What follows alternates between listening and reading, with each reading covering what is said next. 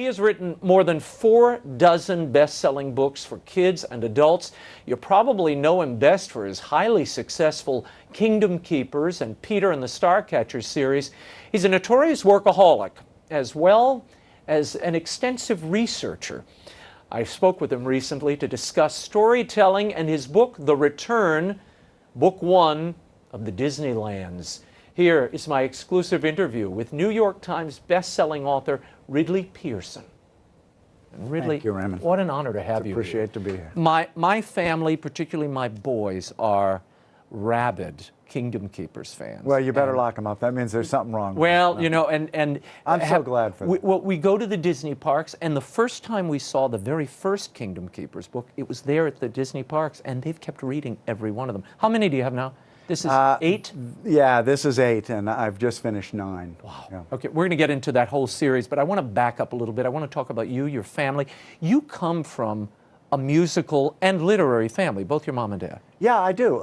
There was a lot of creativity, and you know, when you're talking to middle schools, as we both do, you get the question of sort of how did you get into this, and it dawned on me that my grandfather on my mother's side, if you can believe this, was born in 1864, I think, or 1883, I'm sorry, 1883.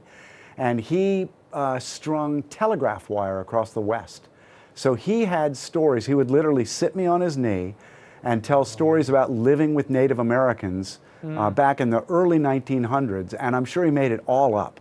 But they were great stories. Oh my gosh. And my paternal grandfather was one of these guys who could memorize long-form poetry. So he would sit you on his lap in a different visit and recite Charge of the Light Brigade or one of these, you know, 90-minute poems. And so I think this oral storytelling, despite that my father was a writer, my mom was a fine artist, this idea of sort of always telling story got in me from a very little boy, very young age. But then you're in college, and then you leave college. Yeah. You go off to be a musician. Yeah, I went off to try to be James Taylor. How did that work out? Yeah, well, but you toured for a while. What was it, like 6 years, 7 years? More than that? And I wrote about 300 songs. And how did the music writing and performing shape and help you today? It's, I don't think, there are 2 big pieces that I think helped me be a writer. One is I went to a boarding school called Pomfret School. And it taught me, you know, you learn all these things in high school and all of that. But it taught me how to study. And it taught me self-discipline. So that was just gigantic. And you, in a band, you learn that when you turn your song over to these 4 or 5 other guys, and I would write, I score, so we had a flute and cellos and all these things. Boy. And I would put all that in front of everybody, and it would sound just great. And then about 3 months into touring it, I would go, well, that's not the stuff I wrote, and it sounded really good. And I realized that role of collaborative effort, which is what the Kingdom Keepers is about. It's 5 kids collaboratively trying to solve puzzles and defeat these people who want to take over the Disney kingdom. The overtakers, and we'll get into those momentarily. You write for 8.5 years before you're ever published. Yeah, that was that whole music. How did you keep that? You were touring at the time and you're writing? I was playing a lot of music at the time, and I was writing about 6 hours a day, 7 days a week. Oh my gosh. I wrote 11 screenplays for television, teleplays in those days. None of them sold. And what kept you going? I just love telling stories. You know, I think if you can't really teach writing. You can teach better writing, but you've got the bug, you know. You've got to, you're afflicted. You're afflicted. Something's got to get you up at 6 in the morning behind the chair other than a paycheck or this or that. You want to do it. Right, you have to and share I've just this. always loved doing it. I was the guy in middle school who would tell all the fiction to matchmake. I'd say, you know, Tommy really has a crush on you. Oh my gosh. And the girl would go, really? Really? And, you know, Tommy had no idea who this person was. You just wanted to see the clash. I just wanted to make it happen. Watch the drama. I love it.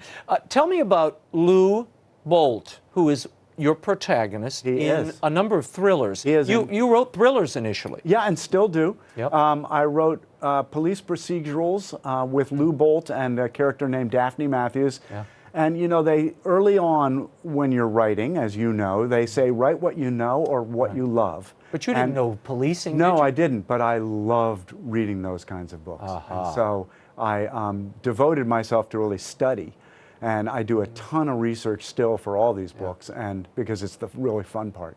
You said and at you one put point, fact into fiction. And Lou Bolt came out of my imagination, and then 3.5 years, 4 years into writing him, I met him. A cop walks in and you went, I had heard about this guy, Don Cameron, on the Seattle police force, and this prosecuting attorney had used one of my books to help solve a crime. a murder. And he said, if there's ever anything I can do for, and I said, stop, can you get me a sit down with Don Cameron? I'd tried to get this probably 6 times. And he said, I bet I can. And so Don Cameron saw me. He interviewed me in the interrogation room instead of his office. And so I swing this door open, and it was Lou Bolt. It was the very character. It looks like the character and come I to life. talked to him for like 90 minutes, and I said, I'm sorry if I'm tripping all over myself, but you are Lou Bolt. And he's a very slash-mouth guy, you know. And this little grin comes on. He goes, Ridley, I know I'm Lou Bolt. I've read all the books. You know, so it was a marriage made in heaven. I love it. Great. You talked a moment ago about the research you do, and you do extensive research, even for these Kingdom Keepers books, which we'll get into in a moment. Yeah.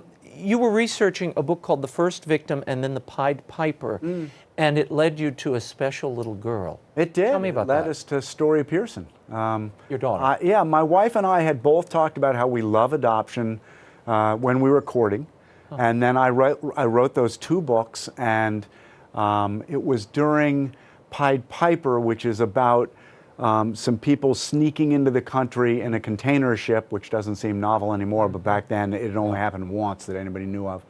And on my desk, which was the dining room table at the time, she saw a statistic that 30,000 little girls in China were moved into orphanages every year, and about 2,000 got out to adoption. And she said, remember when we talked about adoption? This is where our next child comes from. And so now we have a junior in high school who's been with us since she was 4.5 months old, is the light of our lives, along with Paige. And yeah, it's been just a terrific working out. And one of your daughters was responsible for Peter and the Starcatchers, which people know now not only from the books and the series, but the Broadway play, which I saw, beautiful play, and it's toured the country. It's been everywhere. What was the germ of this? Well, you know idea? how as writers we're always looking for ideas, and like you, I'm sure I have an abundance of ideas, but I'm always observant. I always try to keep my ears and eyes open. And I tell kids this, you know, that if you want to be a writer, keep your ears and eyes open. And I was reading to my then 5-year-old daughter, who's now 18 and a student in Washington, D.C. And she said to me, we were reading Peter Pan, and she said to me, how did Peter meet Captain Hook? And I said, well, I'll be darned. How come Peter can fly? Why did he never grow old? And all the prequel ideas flooded into me. Where did he meet Captain Hook? Tinkerbell, where'd she come from? On and on and on. And I play in a rock and roll band with a whole bunch of crazy authors, including Dave Barry. And Stephen King and Amy Tan. Amy Tan, Scott Turow, Mitch Albom. And I was staying at Dave's house to play one of these shows and mentioned this to Dave, and his eyes kind of went wide. And I said, you know, I'm thinking about writing this prequel, and I kill people for a living in my murder mysteries, and you write booger jokes.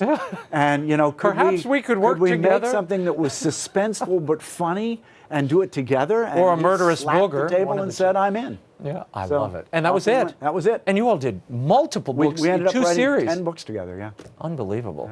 Yeah. Then the Kingdom Keepers comes along. Yes. Where did this originate? And tell me about... Have you ever been to the Disney parks? Where is that?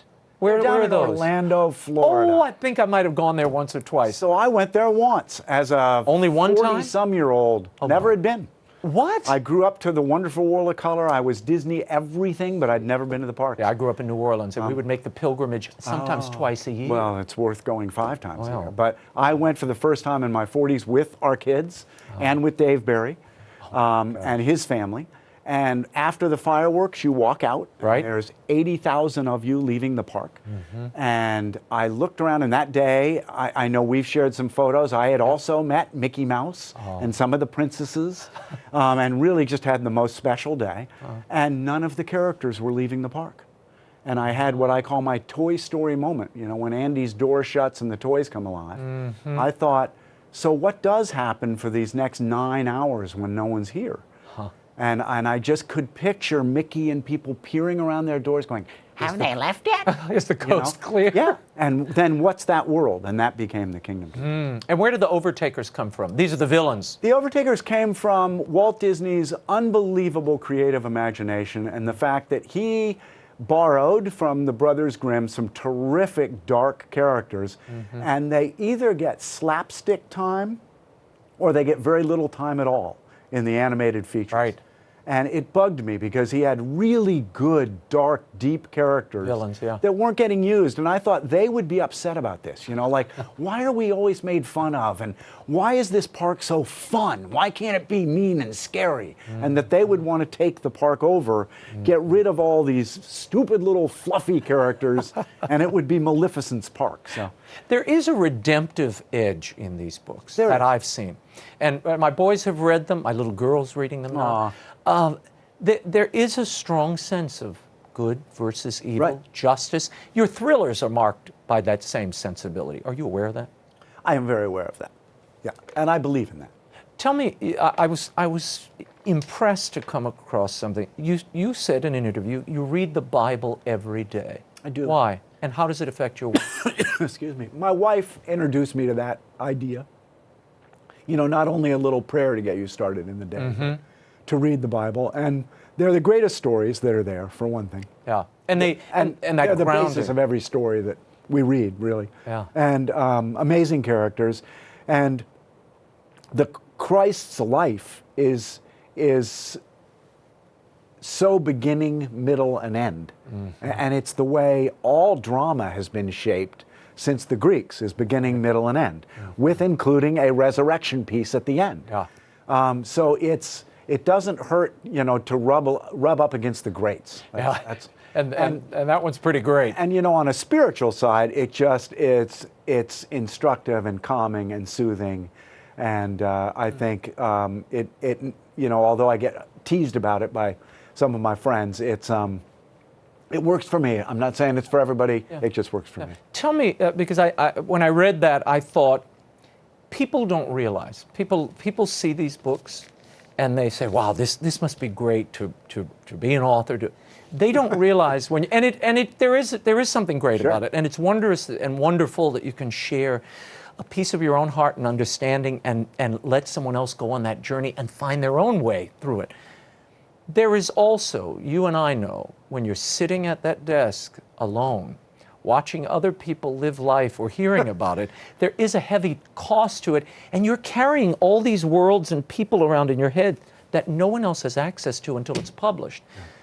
Does it help you cope with that? Does the spiritual I'm sure it does. Yeah, I'm side sure it sort does. of help you? Yeah, just get like through singing that? a hymn does. I mean, it, you know, it frees up it gets you focused on something else. I think that because I write multiple books. There's How many do you do a year? I'm doing 3 right now. But Simultaneously? You know, simultaneously. And during the Dave Barry years, it was 2.5, which made me think I might be able to do 3, and I think it was a mistake. But, you know, you've got a lot of stories and a lot of characters and just a lot going on in your head. Everybody does. I mean, I'm not claiming it's harder work than anything else, but it's busy up there. And it's, you know, it's nice to still that and find a quiet place. And it's nice to bring some of those ideas into the work. One of the early parts of the Kingdom Keepers is that these kids are actually holograms in the park. Right. That's how I worked it out with Disney attorneys to allow me to wreak havoc in their park. But DHI technology. DHI, yeah, daylight hologram imaging. Or but Disney Host Interactive. Peru. Boy, you have read this, Raymond. I'm impressed. I'm there. So there's a piece of it early on, and I carry it through the whole deal, which is that these kids are holograms, but that if they allow fear into themselves, they begin to get solid. They begin to lose that hologram, and they are very vulnerable at that point. And that's the other answer to your Bible thing, is I think the more we can keep fear out of our lives, you know, the more the easier our lives are than when we let fear in. Tell me about The Return. This book, the Kingdom It's a Keepers fun had story. grown up, Yeah. graduated yeah, high school. yeah. Now Wayne, who's the Imagineer, kind of the Merlin character, he is. he's dying. They go back in time. Tell me about this. I wrote 7 books, and I am that architect you asked about, so I had planned the entire series, and I tied it off at the end. And then my publisher, of course, came and said, could you write some more Kingdom Keepers books? I said, I tied it off. You know, It's done. It's done. And they said, is there any other idea you could? I said, I have a lot of ideas, but none are lighting me on fire. And I had a 10-year-old boy email me and say, what if Finn Whitman, and he didn't know I was even thinking about other ideas. He said, what if Finn Whitman got on King Arthur Carousel? And it went around and around, and he started feeling a little dizzy, and he started feeling a little woozy, and he stepped off the carousel, and it wasn't where he got off. But it was 1955 and the opening of the parks. Oh my God. And I went, well, there's the next series. So There it is. it's a 3-book series, and the second one comes out at the end of March. The Return, Book 1, Disneylands by Ridley Pearson, is available now at bookstores everywhere and online.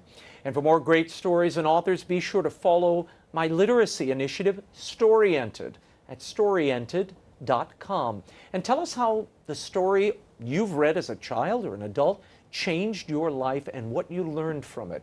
You could win a copy of a signed first edition from one of our featured authors. That's storyented.com.